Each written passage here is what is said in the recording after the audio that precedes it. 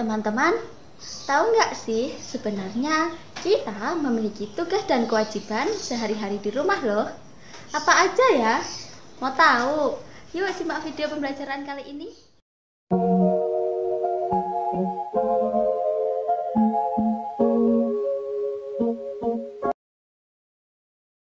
Halo, Assalamualaikum adik-adik yang hebat dan luar biasa. Bagaimana kabar kalian semua? Semoga kalian selalu dalam lindungan Allah dan selalu diberikan kesehatan ya. Amin. Pada video kali ini, Kak Dina akan mengajak kalian semua untuk belajar tentang tematik terpadu.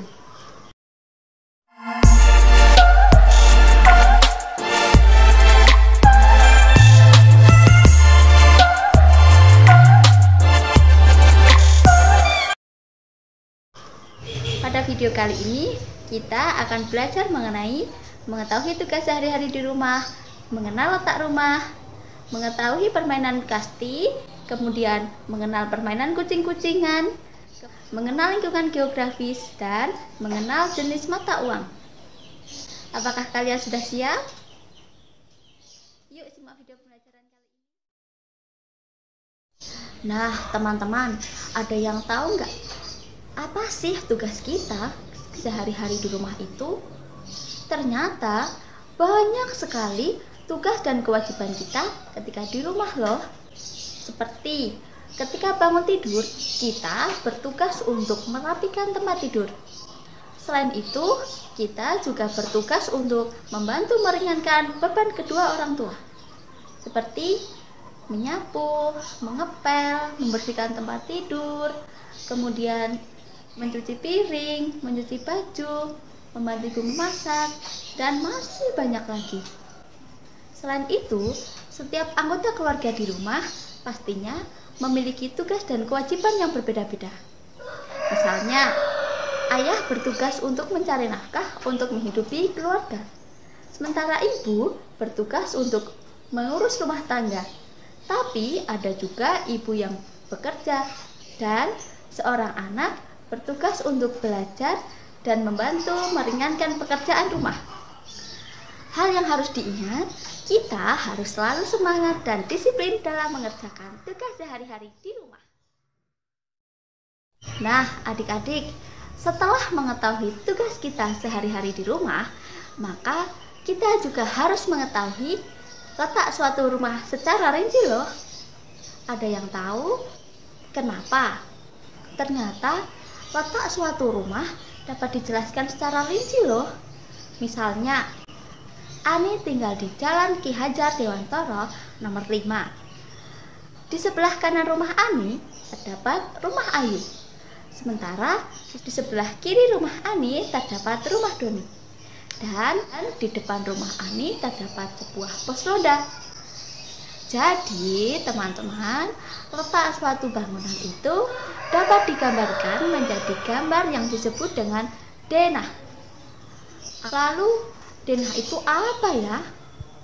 Jadi, denah adalah suatu gambar yang menjelaskan tentang letak rumah atau bangunan atau suatu jalan. Dengan denah, kita bisa dengan mudah untuk menuju ke suatu tempat. Hayo adik-adik, olahraga apa yang kalian sukai? Wah, hebat! Ternyata kalian semua suka berolahraga. Tahu nggak sih contoh dari permainan bola kecil? Nah, tepat sekali. Permainan kasti merupakan contoh dari permainan bola kecil. Alat yang digunakan untuk permainan kasti berupa stik pemukul dan bola kecil. Di dalam permainan kasti terdapat dua regu, yaitu regu pemukul dan regu penjaga. Selain dua regu tersebut, terdapat satu orang yang bertugas untuk melambungkan bola. Regu pemukul bertugas untuk memukul bola yang dilambungkan oleh si pelambung bola, kemudian berlari menuju tempat hinggap dan mendapatkan nilai. Sementara itu, regu penjaga bertugas untuk menangkap bola yang dipukul oleh regu pemukul. Pemenang dalam permainan kasti ini ialah regu yang paling mendapatkan banyak poin. Hal yang perlu diingat dalam permainan kasti ini ialah kita harus selalu menjunjung tinggi disiplin, kerjasama, dan sportivitas. Ayo teman-teman, mari bersemangat olahraga agar badan sehat dan kuat. Nah teman-teman, setelah kita mengenal permainan kasti, kita juga akan mengenal permainan kucing-kucingan. Ada yang tahu apa itu permainan kucing-kucingan? Yap, tepat sekali. Permainan kucing-kucingan adalah permainan yang dimainkan oleh satu orang sebagai kucing dan orang lainnya bertugas sebagai penggiring. Orang yang bertugas sebagai kucing akan berusaha merebut bola dari si penggiring. Sementara orang yang sebagai penggiring akan menggiring bola, kemudian menendang bola ke teman satu tim. Apabila terdapat salah satu dari anggota penggiring yang sedang menendang bola dan ia tersentuh oleh si kucing, maka ia akan berganti peran menjadi si kucing. Sementara si kucing akan berganti peran menjadi penggiring. Dalam bermain kucing-kucingan, kita harus selalu menjunjung tinggi sikap disiplin, kerjasama, dan sportivitas.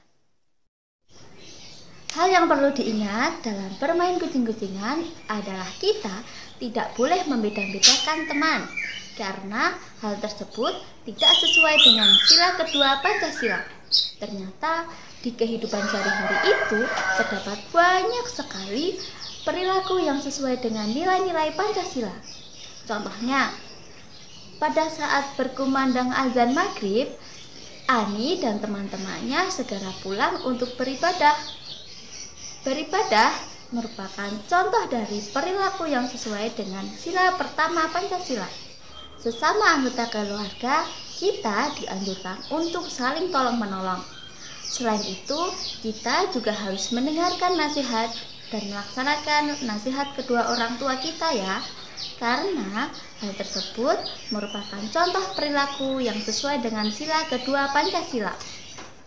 Kita juga dianjurkan untuk saling hidup rukun antar sesama keluarga, karena itu merupakan perilaku yang sesuai dengan sila ketiga Pancasila. Di dalam anggota keluarga sering terjadi perbedaan pendapat ya. Jika perbedaan pendapat terjadi, kita harus memusyawarahkan dan mencari jalan keluar, karena hal tersebut merupakan perilaku yang sesuai dengan sila keempat Pancasila. Sesama anggota keluarga, kita dianjurkan untuk menghormati hak dan kewajiban anggota keluarga yang lainnya. Dan kita juga harus saling membantu antar anggota keluarga, karena hal itu merupakan perilaku yang sesuai dengan sila kelima Pancasila. Jadi adik-adik, kalian semua harus selalu bersikap baik dan ramah terhadap orang lain. Nah, teman-teman, ada yang suka berkeliling desa atau bertamasya ke suatu tempat yang sangat indah. Ternyata di sekeliling kita terdapat pemandangan yang indah sekali, seperti danau, sungai, laut, kemudian pegunungan, sawah, ladang, dan masih banyak lagi. Di sawah terdapat tanaman padi karena di sawah terdapat air yang selalu mengairi si padi. Sementara itu di ladang ditanami tumbuhan palawija karena di ladang tidak terdapat air. Sementara itu bentuk geografis yang lain ialah sungai. Sungai merupakan suatu cekungan yang dalam yang di dalamnya berisi air yang mengalir. Di dalam sungai terdapat banyak sekali makhluk hidup seperti ikan, udang, buaya, ular, siput, kerang, dan masih banyak lagi. Itu merupakan contoh dari beberapa lingkungan geografis yang di sekeliling kita loh. Oleh karena itu, teman-teman harus selalu melestarikan lingkungan dengan cara reboisasi, membuang sampah di tempatnya, selalu menjaga kebersihan lingkungan, dan tidak menebang pohon secara liar. Nah, teman-teman, setelah kita mempelajari lingkungan geografis tadi, kita mengetahui banyak sekali bentuk permukaan atau lingkungan geografis. Ternyata di dataran tinggi itu ditanami oleh sayuran yang banyak sekali. Misalnya wortel, kubis, sawi, dan masih banyak lagi. Setelah dipanen, sayuran tersebut dijual ke pasar. Berikut ini adalah daftar harga sayuran tersebut. Harga sayuran tersebut dapat diurutkan dari nominal paling tinggi ke nominal paling rendah. Tahu nggak sih, ternyata di negara Indonesia ini terdapat dua jenis mata uang. Yang pertama, mata uang logam, dan yang kedua, mata uang kertas. Mata uang logam terbuat dari logam dan berbentuk lingkaran. Sementara itu, mata uang kertas terbuat dari kertas dan berbentuk persegi panjang. Nilai nominal mata uang logam terdiri dari Rp100, Rp200, Rp500, dan Rp1.000. Sementara itu, nominal mata uang kertas terdiri dari Rp1.000, Rp2.000, Rp5.000, Rp10.000, Rp20.000, Rp50.000, dan Rp100.000. Nilai nominal mata uang tadi bisa diurutkan dari nilai paling besar ke nilai yang paling kecil. Teman-teman, kita harus menggunakan uang sebaik-baik mungkin.